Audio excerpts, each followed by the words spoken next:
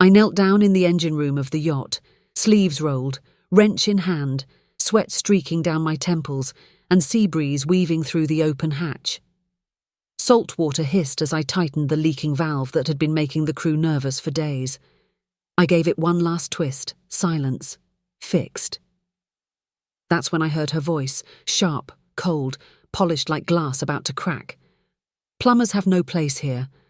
I looked up, my knees still on the stainless steel floor, and there she was, Madison, my son's wife, draped in a flowing white designer cover-up, sunglasses too big for her face, and a glass of champagne in hand like she was auditioning for a role on a reality show.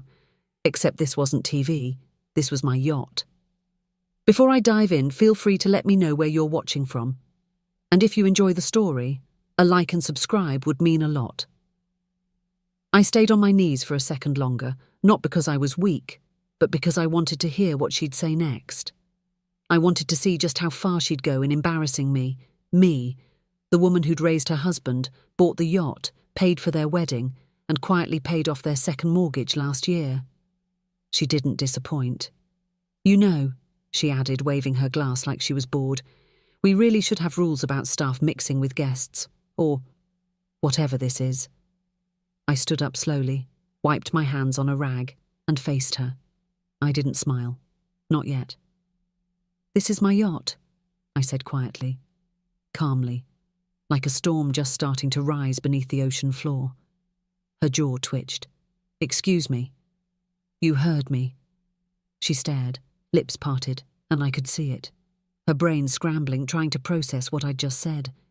She thought I was the help. She thought she could sneer and walk away. She thought money gave her power. What she didn't know was, I'd been silent for too long. That silence just broke. "Let me take you back, because this didn't start today. It started the night my son came home with her. I remember sitting at the kitchen table, knitting a red scarf for my neighbour's newborn, when he walked in with Madison hanging on his arm. She wore too much perfume, too much lip gloss, and not enough respect. She didn't even shake my hand, just said, 'You're the mum, right?' Yes, the mum. The woman who worked 3 jobs when her son needed braces.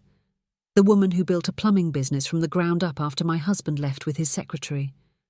The woman who turned leaking pipes into 7 figures. I watched her eye the kitchen like it offended her. "You don't have granite?" I smiled and offered her tea. She laughed.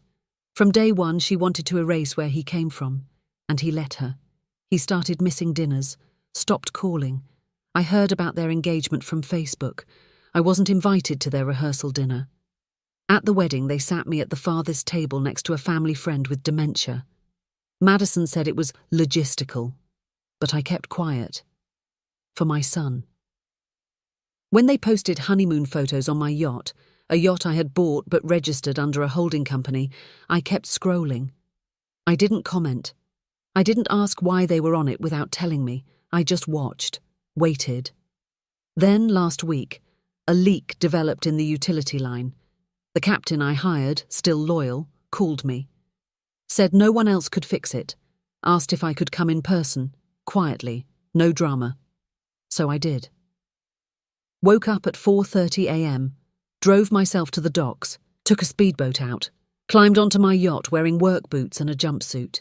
And that's when Madison saw me. She had no idea I was the owner. She just saw an old woman with tools. She told the steward to keep her away from the party. She told the crew I was unsightly. And now, standing in front of me, she was realizing that the woman she'd mocked was the one paying the bills. "You're joking," she finally said. You?" I tilted my head. "I told your husband this yacht belonged to an old family friend. That holding company? I own it. Madison, I own everything you're standing on." The champagne glass slipped slightly in her hand. I took the rag from my back pocket and wiped a tiny grease smudge from my wrist. Then I looked her straight in the eye. "You're not the queen here. You're a guest. A very temporary guest." She didn't speak, just turned and stormed up the deck. I didn't chase her. But as I walked out of the engine room and stepped into the sunlight, I saw her whispering to a group of women in bikinis, all with identical frozen faces. They stared at me, laughed. One of them said loud enough for me to hear, "Is that the plumber?" I nodded politely and said nothing. Not yet, because this was only the beginning. The real story starts the moment they decided to host a party that night, on my yacht, without asking. They invited 40 people. They didn't know I was planning something too. And it starts with a guest list change. The sky was painted gold as the sun started to set over the open water, casting long reflections across the rippling ocean. The yacht's polished surface gleamed under the fading daylight, and waiters in pressed white uniforms zipped between rows of champagne bottles, floral arrangements, and ice sculptures shaped like swans. None of this had been approved by me. Madison had taken full control, acting like she was hosting the Cannes Film Festival. Guests were arriving by jet skis and sleek speedboats, stepping on board with stilettos, fake laughter, and diamond chains too heavy for their necks.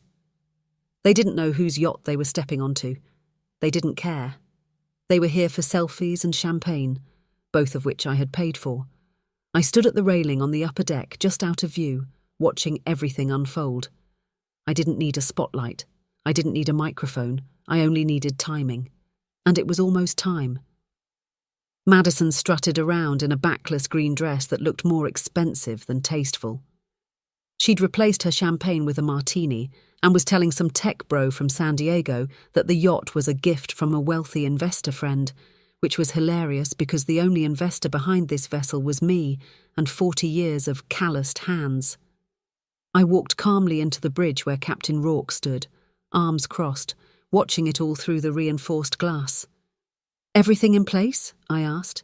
He nodded. "Just say the word." "Not yet," I said. "Let her serve the dessert first."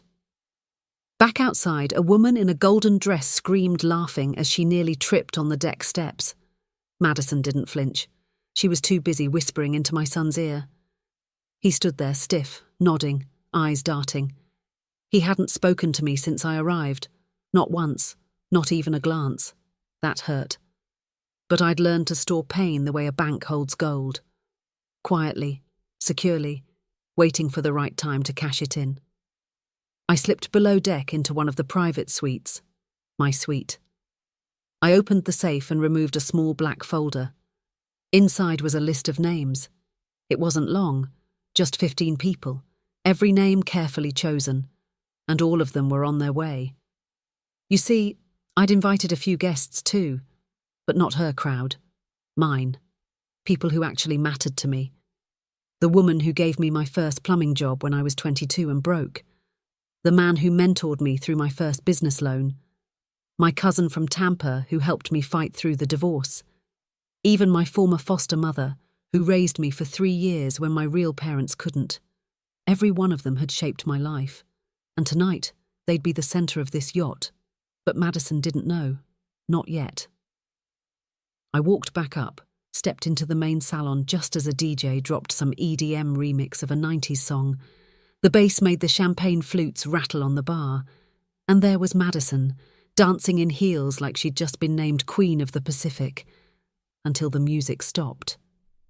A sudden silence. Then a new song played. Soft jazz. Everyone turned. A new boat had docked beside the yacht. And from it, stepping in elegant slow rhythm, came my guests. They weren't flashy, they weren't rich, but they walked with dignity. People looked confused. Who were these older folks in modest suits and confident steps? Then Madison's voice sliced the air. "Who are they?" I stepped forward, finally making my presence known. "They're my friends." She blinked. "You mean you invited people?" "Yes," I said. "This is my yacht. I thought I'd share it with people who've earned the right to be here." "You could have told me," she snapped. "We have a theme, a vibe. This isn't..." "Isn't what?" I asked, stepping closer. "Isn't expensive enough? Trendy enough? Instagrammable enough?" She looked around, hoping for support, but her guests were staring. Some were even pulling out their phones, confused but curious. The mood was shifting. The air felt different. My guests were being greeted by the crew with warm smiles, crew members loyal to me. Then one of the women from Madison's side whispered, "Wait, she owns the yacht." Louder now. "That's her yacht?" And then another.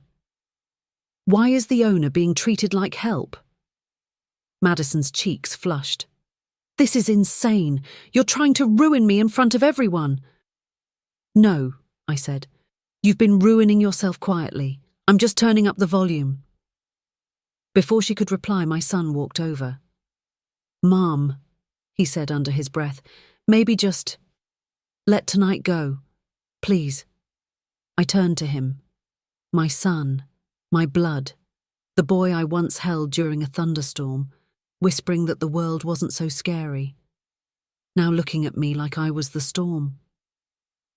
"I fixed your wedding debt," I said quietly. "I covered your rent last year. I paid the insurance when you scratched her Tesla. And I never said a word. But tonight, you let her call me a plumber in front of strangers." He looked away. You didn't stop her either." Madison pointed a shaking finger. "You're dramatic. You want everyone to think you're this hero." "No," I said. "I'm just not ashamed of where I came from. You are." The silence cut deep. Then Captain Rourke's voice came over the intercom. "Guests of Mrs. Hawthorne, your evening cruise is about to begin. Please enjoy the deck. All other visitors, your water shuttles await." A murmur rippled through the crowd. "What's happening?" Madison gasped. I leaned closer. "The party's over. You threw a bash on a yacht you don't own. Time to wrap it up." "You can't do this." "I am doing it." The music stopped again. Lights dimmed. Crew members stepped forward, gently, politely, guiding Madison's guests toward the exit shuttles. Some protested. Others left silently. One man patted me on the shoulder and said, "Good for you." Madison was fuming. "You think this makes you powerful? You think this makes you a boss? You're just a woman with a wrench and a lot of audacity." I smiled at her finally. "That's what built this yacht." Then I turned to my guests, raising a glass. To the people who built me. They clapped. They cheered. And the yacht slowly pulled away from the dock, leaving behind a fading echo of fake laughs and perfume. But as I walked back toward the helm, a voice stopped me. It was my son. "Wait," he said. I turned. "Are you really cutting me off?" I said nothing at first. Then, "You already did that when you chose silence over respect."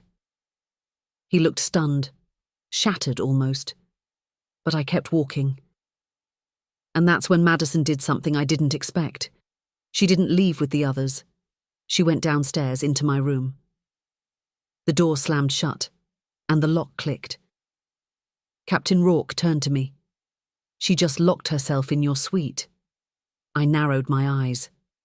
"That room has everything: jewelry, documents, proof of ownership, and something I never wanted her to find."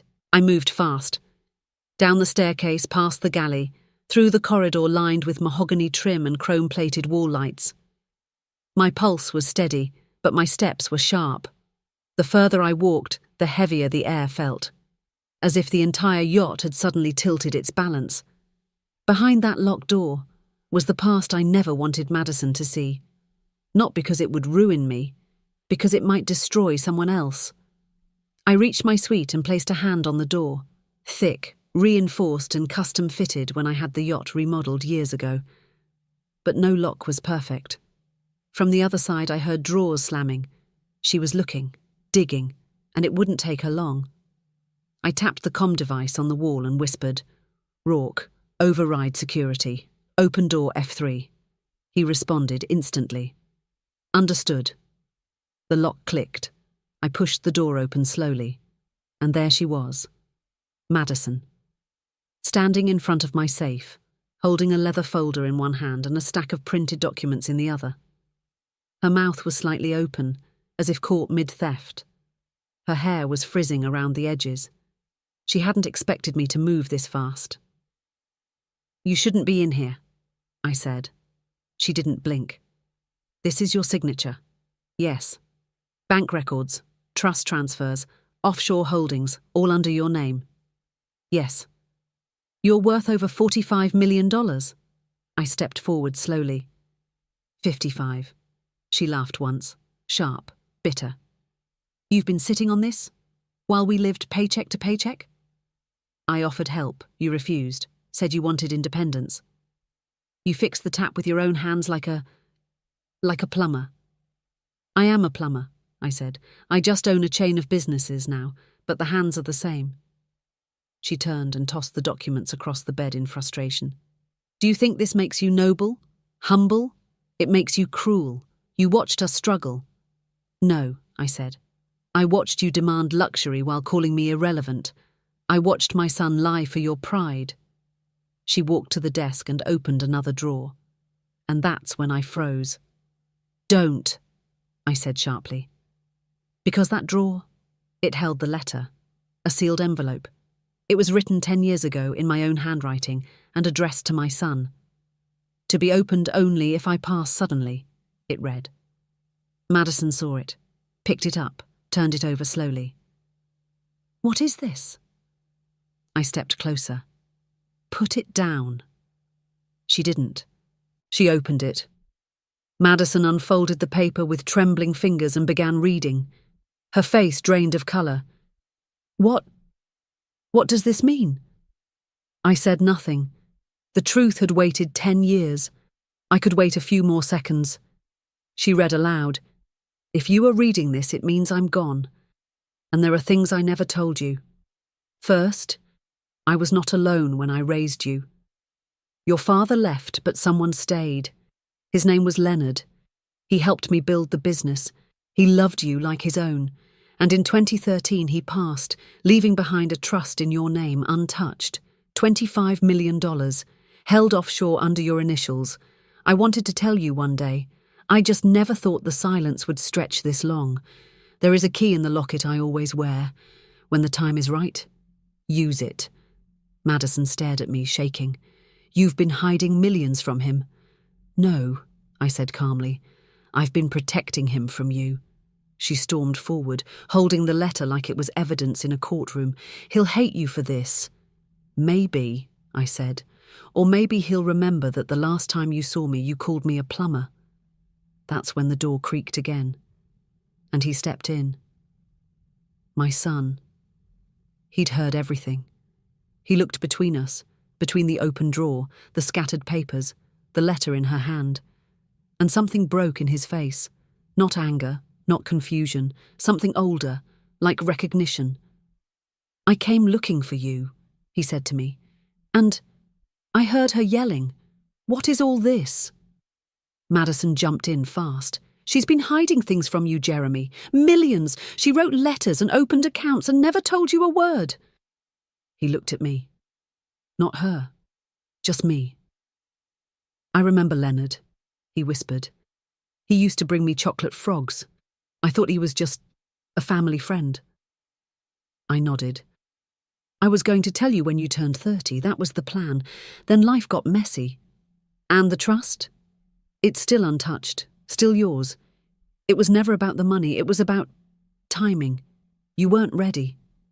Silence. Madison stepped back, stunned. You're okay with this? He looked at her now.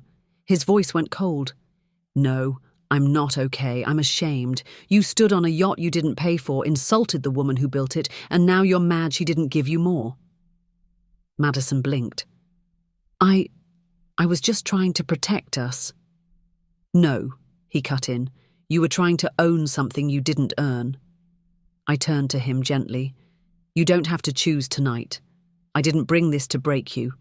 But if you want the truth, it's all here now. He looked at the letter, held it, then turned and walked out silently, leaving both of us in the room. Madison stared at me, eyes red. You've ruined everything. I stepped forward. No, Madison. You did that when you saw grease on my hands and decided it made me small.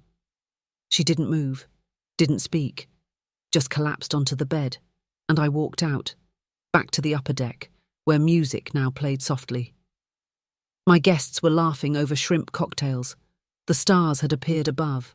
Peace had returned. But it wouldn't last long, because downstairs, Madison had just picked up her phone, and she was dialing a name I never wanted to hear again. She shouldn't have had that number. She shouldn't have even known his name. But Madison wasn't like most people. When she felt threatened, she didn't fold. She went digging. And now she was digging into the one part of my life I never wanted touched again. I stood at the upper deck rail, watching the moonlight carve silver lines across the dark water, when I heard footsteps behind me. Not rushed, not heavy, but intentional. I turned, half expecting my son. Instead, it was Rourke. "We intercepted the outgoing call," he said calmly, like we'd planned for this. "Who did she call?" I asked, though I already knew.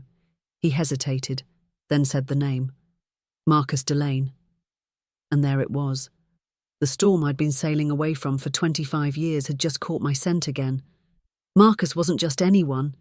He was my ex-business partner, my biggest mistake, and the reason I disappeared from the corporate world 2 decades ago and started again under a different name. Back then, he and I built something massive, an investment firm tied to real estate, tech, and plumbing infrastructure. He had the connections, I had the systems. But when money started pouring in, he wanted more. Not profit, power. So he forged documents, funneled funds into offshore accounts, and pinned the blame on me when the feds came sniffing. I had 2 choices: fight it or vanish and start over quietly. I chose the second. Changed my legal name, sold my real estate anonymously, used my plumbing company as a silent vault to rebuild everything. And now Madison, with all her selfish pride, had just called the one man who still thought I owed him something. I turned to Rourke. Did he answer? He did. 2 minutes. I couldn't catch the whole thing, but she said your full name. Both names. Damn. You want me to lock her in the suite? No, I said. Let her come out. She's already lit the match. Let's see what burns. Below deck, the party was over, the guests gone. The air had shifted, no longer festive, but tense. The kind of silence that warns of thunder before the lightning strikes. I walked down the hallway, reached the suite door again. It was open. Madison stood inside, packing things that weren't hers. My clothes, my necklace, even my mother's earrings. She was trying to grab whatever she could before things exploded. You called Marcus, I said flatly. She didn't turn. I called someone who can explain what you really are. I stepped in and shut the door behind me. What did he say? That you ruined him, that you stole everything, that he's been waiting to find you for years. And you believed him? She turned now, face flushed with fake righteous fire. I believe in facts. You changed your name, you faked retirement, you buried money offshore, that's what criminals do. I walked slowly toward her. No. That's what survivors do when people like Marcus try to destroy them. She laughed, loud and unhinged. You want me to believe you're the victim? You, the rich lady who let us suffer while living on a yacht? I stared at her. You have no idea what suffering means. You married into wealth and thought it made you a queen. But the truth is, Madison, queens build. You leech. Her eyes narrowed. He's coming. I froze. What? Marcus. He said he'll be here by morning. He has a chopper. He wants to talk business with you. She smiled now, smug and gleaming. You're not the only one who knows how to make calls. I stepped back. This wasn't just about a phone call anymore. It was about leverage. She thought bringing Marcus here would put me back in my place. But Marcus wasn't just a ghost. He was a threat. And he'd be coming with questions, with a temper, and maybe worse. And Madison had no idea what she'd just unleashed. I left the suite without a word. Upstairs, I called Rourke again. Get me the storm protocol file. You think this is that serious? I think by sunrise we may need to leave this country. He said nothing.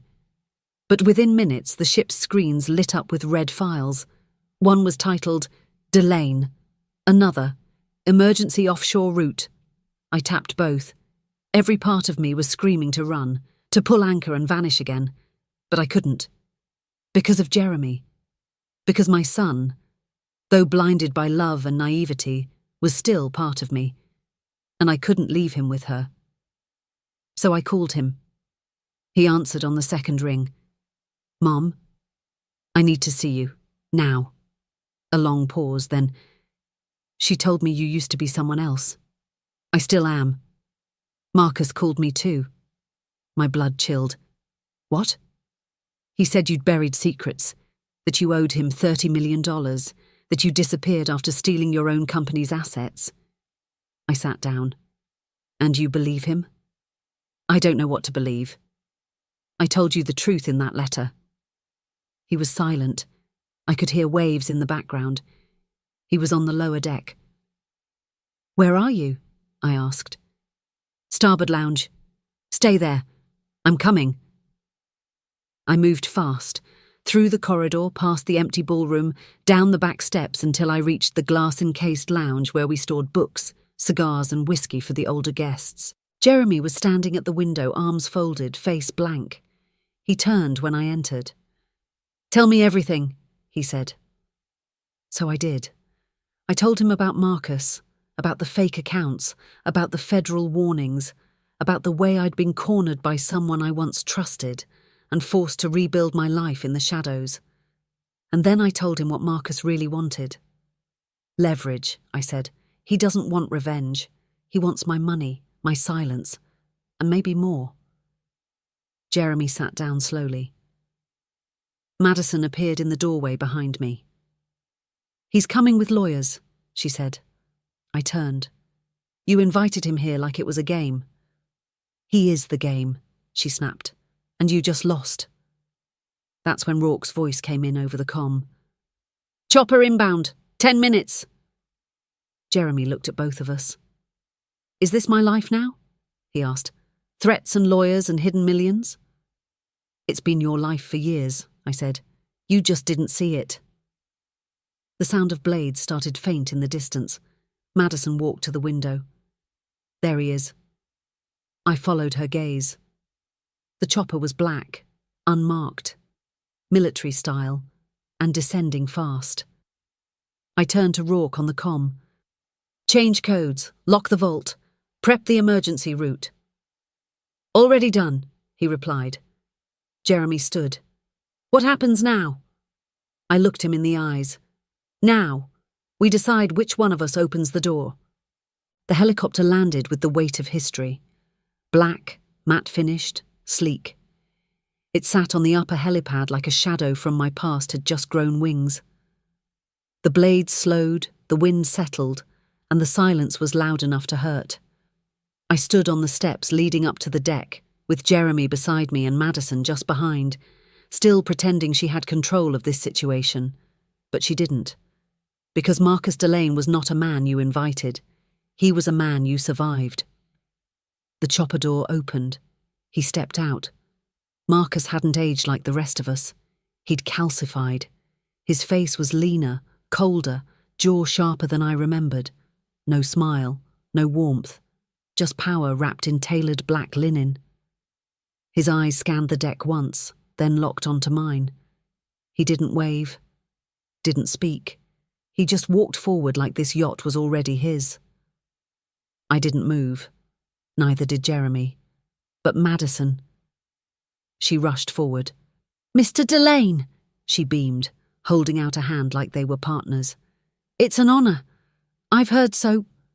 He walked right past her. Evelyn, he said, using the name I hadn't heard in 20 years. It's Hawthorne now, I said quietly. You don't use that name anymore. His lip twitched. Still dramatic. I thought you'd be hiding. I was, I said, until someone called you like a fool lighting a flare in the dark. He circled me slowly, hands clasped behind his back. You've done well, he said. Yacht, business empire, all under a new name, but you still owe me. I don't owe you a cent. He stopped walking, looked directly at Jeremy. Is this him? Jeremy stiffened. I'm her son. Yes. Good genes, Marcus muttered. You know she left me to take the fall. Do you know how many years I've spent rebuilding? You lied, I cut in. To the board, to the press, to me. You framed me. Because you were naive. You thought business was about trust. Madison stepped in again, trying to wedge herself back into relevance. We don't want drama, she said quickly. We're willing to negotiate. We? I raised an eyebrow. Marcus ignored her. I didn't come to argue, he said. I came to collect. And what exactly do you think I owe you? I asked. 30 million. Plus interest. Or... He smiled. It was the kind of smile you saw before a courtroom verdict. Sign over this yacht. Walk away. We call it even. Jeremy gasped. What? Madison's eyes lit up like fireworks. That's fair. I didn't look at her. I didn't look at Marcus either. I looked at my son. Jeremy, I said softly, I need you to go downstairs. Get the red folder from the vault. Rourke has the code. He hesitated. What is it? Just go. He left. Marcus tilted his head. Still playing mother of secrets, huh? No, just making sure the right hands hold the truth. He stepped closer. You stole from me. You gambled with people's pensions, I snapped. You funneled charity money through shell companies. I had two choices, expose you and lose everything, or disappear. And you chose the coward's path. No, I chose the long path. Just then, Jeremy returned, folder in hand. He handed it to me. I opened it slowly. Inside were photocopies, legal documents, emails, bank statements, names, dates, locations, and at the top, Operation Delane, full internal audit. Marcus's eyes narrowed. What is this? Insurance, I said. Everything you did, documented and stored for 20 years. I knew you'd come back one day. I just didn't think it'd be because my daughter-in-law wanted clout. Jeremy spoke. You've had this all along. I had to protect what I built. Marcus's voice dropped to a growl. You kept evidence. You think this saves you? No, I said, but I also made 3 copies, one with a journalist, one with a senator, and one... I looked directly at Madison. Hidden in your penthouse closet behind the fake wall. You should check it. She froze. You were spying on me? I was protecting my son. And when you married into this family, I protected you too. Until you spat in my face on a yacht I built with bloody hands. Silence. Marcus broke it. You want war. I want peace. But I will bury you if I have to. He stepped back. This isn't over. No, it's just beginning. He walked away, got back in the chopper, blades spun, and he vanished into the night sky. Madison stood there, lips trembling. What now? She whispered. Jeremy answered for me. You pack your things, he said coldly, and when we dock tomorrow you leave. She gasped. You can't be serious. I saw who you became the moment you sided with him. Tears welled. But I'm your wife. You were my wife. Now you're just someone who endangered my mother's life for leverage. She tried to scream, tried to reach for sympathy. But Jeremy turned away. And I never looked back. The sun rose slowly over the horizon, golden light sliding across the polished deck, warming the chrome rails and silent sails. The ocean was calm, almost too calm, as if it too knew that the storm had passed. Marcus was gone. Madison was packing, and my son was thinking. I stood at the bow of the yacht, barefoot, coffee in hand, watching seagulls dance over the water like nothing ever happened. But everything had, and I was still standing. Jeremy came up behind me. Quiet steps, the same walk he had as a boy. He stopped beside me and didn't speak for a full minute, just stood there, watching the sea like it might offer answers we couldn't find on land. Then finally, I don't know how to feel. That's okay, I said softly. You're not supposed to know yet. She said so many things. You did too. I don't know what was real. I sipped my coffee. Everything was real, even the lies. He turned to me. Why didn't you tell me? About Marcus, about the trust, about who you really were. I looked at him then. My son, grown, bruised by life, standing at the edge of two worlds, the one he thought he lived in and the one I'd built beneath it. Because I wanted to raise a man, I said. Not an heir. He blinked. That sounds like something from a movie. It's something from a life. He didn't smile, but he didn't walk away either. She's gone, he said. I know. She left a note. I raised an eyebrow. Did it apologize? No. It just said, enjoy your kingdom. Hope you like eating alone. I snorted. Poetic. She really thought this was all for her. I turned to him. She never once asked how I got it, just assumed it fell in my lap. People like her don't see the work. They only see the gold. Jeremy leaned on the rail. So what now? I shrugged. We dock. You decide whether you want the trust, or to give it back, or to build your own. And you? I go back to work. He laughed, a short, dry laugh. You're still going to fix toilets after all this? Of course, I said. The day I stop turning a wrench is the day I start forgetting who I am. He was quiet again. Then, she called you a plumber. I nodded. She did. And you didn't even flinch. I flinched inside, but then I remembered, I turned to him fully, that plumbers fix what's broken. Madison never learned how to do that. He stared at me, then down at his hands.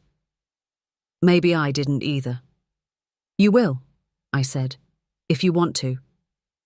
Then we both turned at the sound of approaching footsteps. Rourke. We're 20 minutes from shore, he said. Do you want the staff lined up for departure? I shook my head. No fanfare, just a quiet return. Rourke paused. There's something else. The crew found this on Madison's nightstand. He handed me a small flash drive. Plain. Silver. What's on it? Video footage. She recorded your suite while you were asleep last week. Tried to find proof you were faking your identity. Audio's clear. I sighed. Delete it. Jeremy stepped forward. Wait. He held it in his palm. Let me keep it. I raised an eyebrow. Not to hurt you, he said. To remind me what happens when trust becomes a weapon. I nodded. Your choice. He slipped it into his pocket, and then we watched the shoreline approach. The dock. The waiting black car. The city in the distance. A world that would try to guess what happened out there, but never know. As we disembarked, Jeremy stopped beside me. You really fixed that leak yourself? He asked. Of course. He smiled now. Really smiled. That's the most gangster thing I've ever seen. I laughed. You think being rich means being clean? He shook his head. No. I think it means knowing when to get dirty. We stood on the dock as the crew lowered the flag on the yacht. Madison had called me a plumber. She had tried to humiliate me in front of strangers, but in the end, I was the one who owned the floor beneath her heels. I was the one who held the keys. I was the one who said who stayed and who left. And when they all looked at me with confusion in their eyes that night, wondering how I'd just stood there, wrench in hand, being insulted like I was nothing, I smiled and said, this is my yacht, and